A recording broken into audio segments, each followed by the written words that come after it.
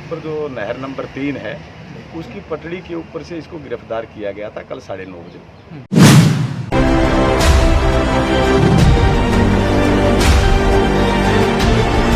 पूछताछ के दौरान बतलाया कि इसकी जो पत्नी है और इसका भाई जो मृतक था भूपेंद्र, उन दोनों के बीच में इसको नाजायज संबंधों का शक था।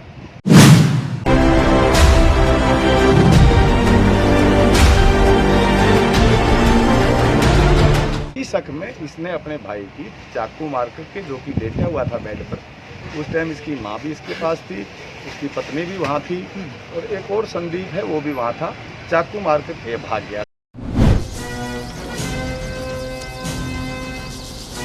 24 घंटे से पहले पुलिस ने आरोपी को गिरफ्तार किया है, किस तरीके से सफलता से? देखिए, आरोपी उसका पोस्टमार्टम करवाने के बाद और घटनास्थल के निरीक्षण के बाद आरोपी की तलाश में उसी टाइम घटना के समय ही लग गई थी पुलिस का एक तरफ हमारी विंग काम कर रही थी इन्वेस्टिगेशन में, दूसरी तरफ हमारी आरोपी की तलाश में काम कर रही थी। उसी दौरान ये जो है हाट रोड के ऊपर जो नहर नंबर 3 है उसकी पटड़ी के ऊपर से इसको गिरफ्तार किया गया था कल 9:30 बजे। इसने पूछताछ के दौरान बतलाया कि इसकी जो पत्नी है और इसका भाई जो मृतक था भूपेंद्र, उन दोनों के बीच में इसको नाजायज संबंधों का शक था और इसी शक में इसने अपने भाई की चाकू मार करके, जो कि लेटा हुआ था बेड पर, उस टाइम इसकी माँ भी इसके पास थी, उसकी पत्नी भी वहाँ थी और एक और संदीप है वो भी वहाँ था, चाकू मार करके भाग गया था। और भागते भागते इसने चाकू जो है वो नाली है गली की, उसके अंदर फेंक दिया था, जो भी इसने अपने फर्दिंग साहब के अनुसार बरामद करवा दिया है। इसके कपड़े जिनके ऊपर खून दे गया हुआ था उनको भी कब्जा पुलिस में लिया गया है, चाकू को भी कब्जा पुलिस में लिया गया है। अब आज इसको कोर्ट में पेश किया जाए। सुनने में आया है कि भाई ये जो आसाम से लेके आया पूजा, वो क्या उसके साथ शादी हुई थी या वैसे ही लेकर के आया था मोल की, जैसे आजकल खरीद है?